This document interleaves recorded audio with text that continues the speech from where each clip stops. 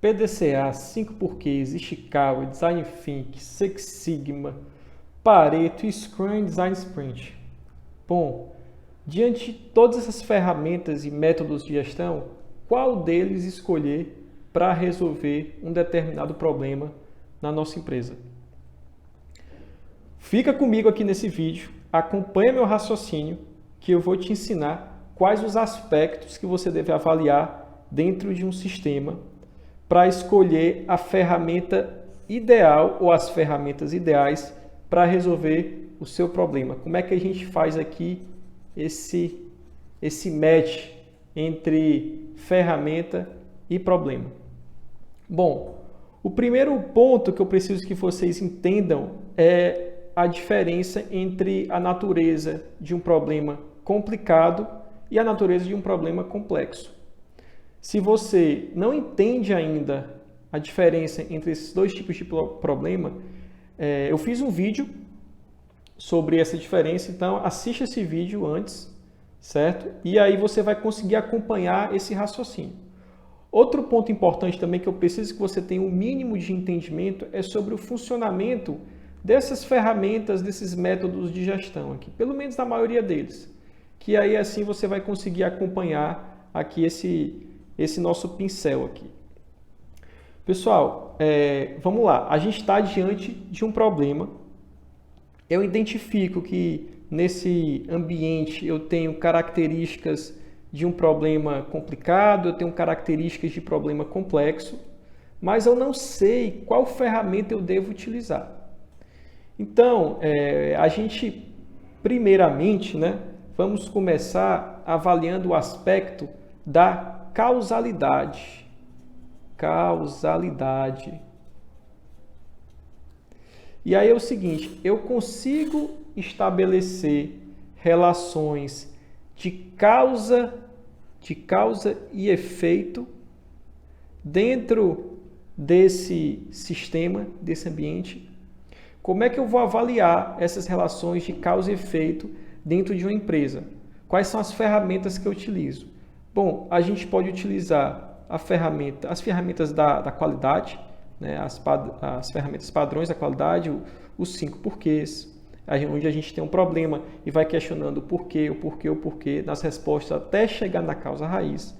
A gente pode utilizar, por exemplo, um Ishikawa, que é o diagrama da espinha de peixe, onde a gente tem um problema aqui na ponta e vai avaliando as várias áreas que podem gerar causas para esse problema, para esse efeito.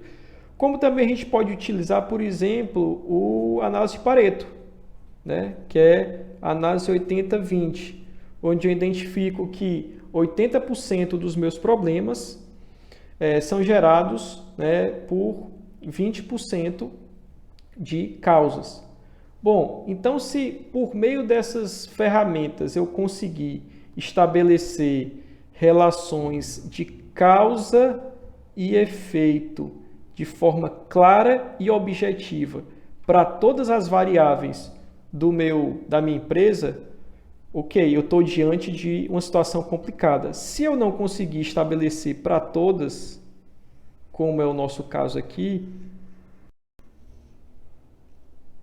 eu vou ter que partir para a avaliação de outro aspecto, já que somente avaliando a causalidade eu não consegui abranger todo o universo do meu problema. Qual seria esse outro aspecto? A linearidade. Linearidade. O que é que eu vou avaliar na linearidade? Eu consigo estabelecer funções lineares com as variáveis desse meu problema, ou seja, eu consigo identificar uma relação de, digamos, proporcionalidade entre as saídas, entre as saídas e as entradas. Então, aqui é partir mesmo para a matemática básica, para a função do primeiro grau. Eu consigo, dentro das variáveis aqui do meu sistema, eu consigo estabelecer essas relações de linearidade, se eu conseguir abranger, ok, estou diante de um sistema complicado, né? Se não, estou diante de um sistema complexo. Então, eu vou fechar aqui para identificar que a gente conseguiu avaliar a linearidade só em determinada porção, determinado espaço aqui desse meu ambiente, desse meu problema, né, que eu estou chamando. Bom, próximo aspecto que a gente vai avaliar para identificar qual é a ferramenta adequada a ser utilizada. Eu vou avaliar a redutibilidade. Redutibilidade. Ou seja, a capacidade de desconstruir, de decompor esse sistema, esse problema em pequenos pedaços. Qual ferramenta eu utilizo para fazer essa redução do todo a pequenos pedaços? Eu posso utilizar o mapeamento de processos, né, com a notação BPMN, por exemplo, aqui meu fluxogramazinho. Eu posso utilizar um organograma para descrever todas as áreas funcionais, assim como se for um projeto, eu posso elaborar um EAP, uma estrutura analítica do projeto, para fazer essa decomposição das pequenas partes e assim resolver esse problema. Consegui abranger todas as variáveis com a redutibilidade? Não consegui. Então, só consegui atender aqui algumas variáveis. Então, fecho aqui o espaço que eu consegui resolver com a redutibilidade. Eu parto para o próximo aspecto a ser avaliado, que vai ser o controle. Controle ou a controlabilidade, vamos falar assim. O controle é o seguinte, eu tenho controle sobre todas as saídas desse sistema, eu tenho controle sobre todos os outputs desse sistema.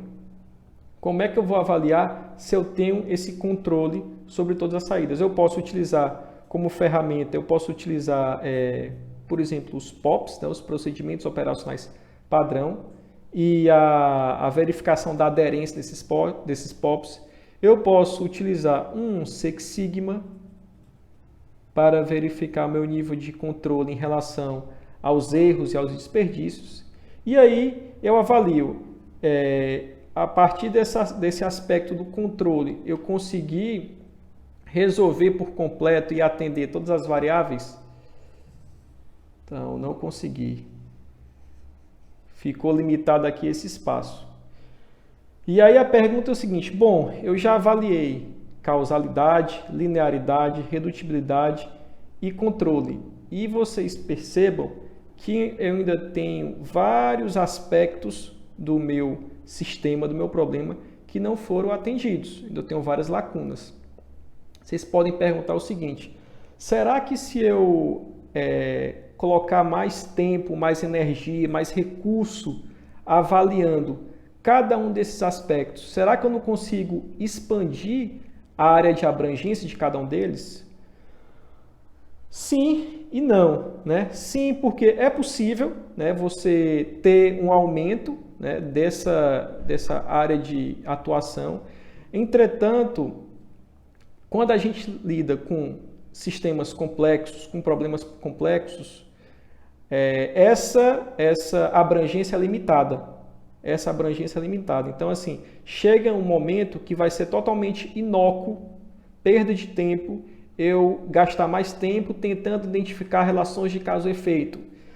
Vai ser uma perda de tempo eu gastar mais tempo tentando estabelecer ferramentas de controle, né, muito rigoroso, ou fluxogramando todos os processos, ou criando função para todas as variáveis. Vai ser inócuo, né, porque por mais que eu faça, eu não vou conseguir abranger tudo. E aí, onde entra a natureza complexa do problema.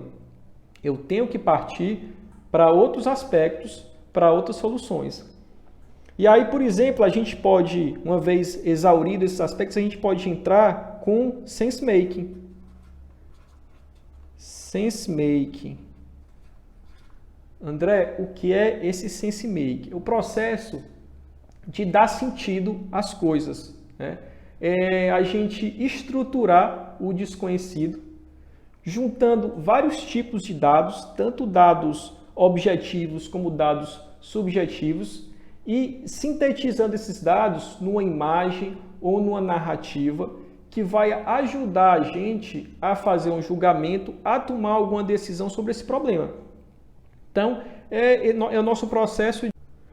Então, pessoal, como é que a gente pode realizar e avaliar o problema por meio do SenseMake?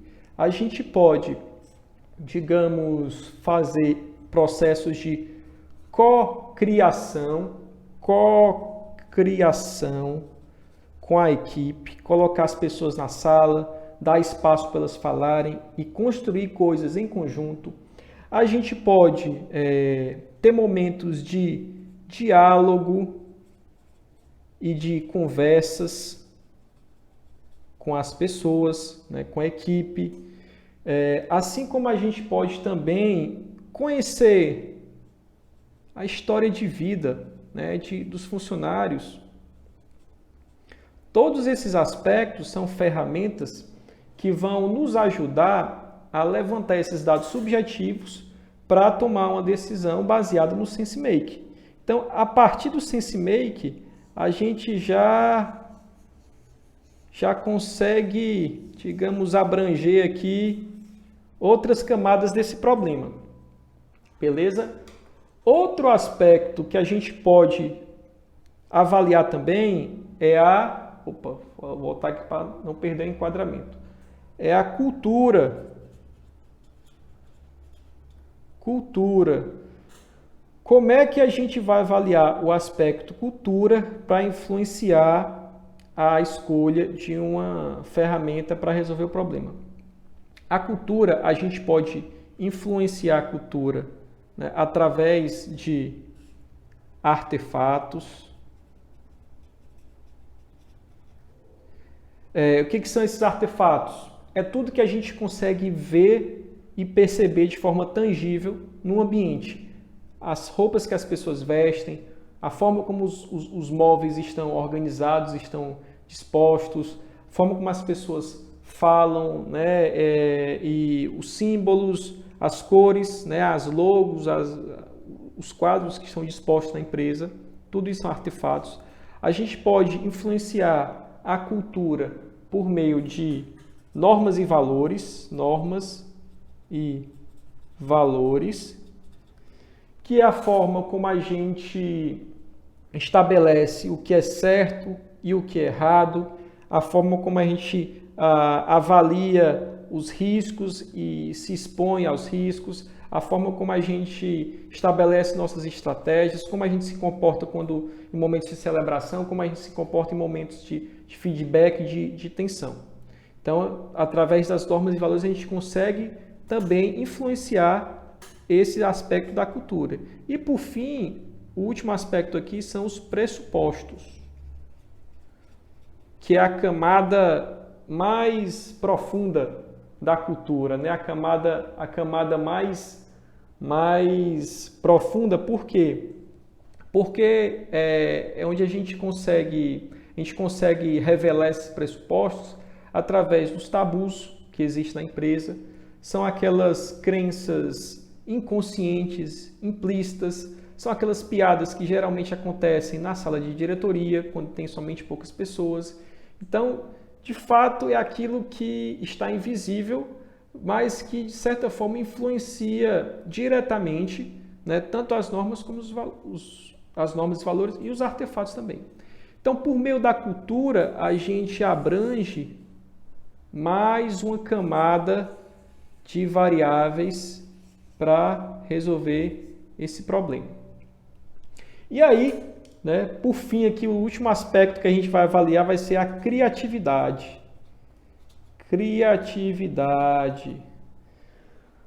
Bom, André, criatividade. Como é que a gente avalia a criatividade? Com que ferramenta a gente aplica a criatividade para resolver os problemas da empresa?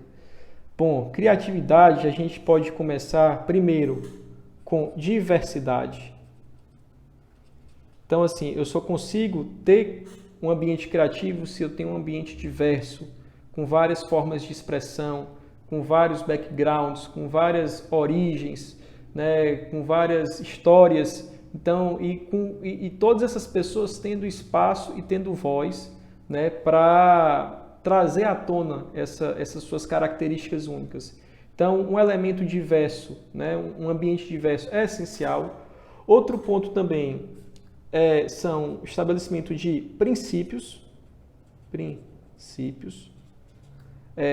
até mais do que normas e prescrições, uma vez que a gente tem uma resolução de problema baseada em princípios claros, a gente deixa as pessoas mais livres para criarem, para inovarem, e aí eu tiro o engessamento das prescrições, das normas e de algo que pode limitar esse aspecto da criatividade. E por fim, eu tenho que ter a segurança psicológica.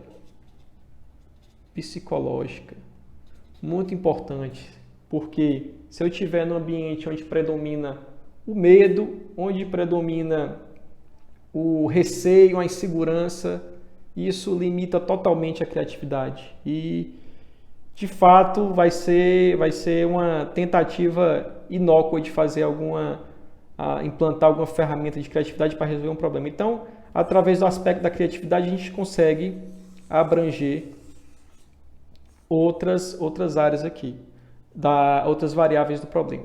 Então, pessoal, para finalizar aqui esse vídeo, o mais importante é que vocês percebam aqui, que eu quero que vocês percebam é que para a gente atuar com ferramentas em cima de um problema, vocês percebem que eu vou ter que utilizar abordagens de complexidade e abordagens de sistemas complicados, né? Dificilmente eu vou ter só com uma abordagem uma capacidade de abranger todo o nosso sistema. E aí hoje a gente está muito acostumado nas empresas em utilizar somente essas abordagens iniciais aqui que eu utilizei, a causalidade, a linearidade, a redutibilidade e o controle. Não foi por acaso que eu iniciei por elas, né? Porque só utilizando elas, vocês viram que ainda ficou vários espaços vazios. E aí, uma grande armadilha é a gente querer resolver, preencher esses espaços vazios através desses aspectos que não vão resolver, que não vão atender às demandas no ambiente complexo. E aí eu vou estar caindo em armadilha, eu vou estar caindo em antipadrões, né, que é um termo da engenharia de software, onde eu utilizo um problema, eu utilizo uma abordagem, uma solução de problema, que é reconhecida como bem-sucedida e funcional, mas eu a utilizo num contexto inadequado e acaba que eu tenho resultados negativos e gerando disfuncionalidades no sistema. Então, pessoal, se vocês tiverem... Queria saber o que vocês acharam do vídeo, se vocês tiverem alguma dúvida, se faz sentido para vocês essa abordagem complexa e complicada de resolução de problemas. Se vocês tiverem algum comentário, alguma dúvida, coloca aí que eu vou ficar muito feliz em responder. Beleza? Valeu e até o próximo vídeo.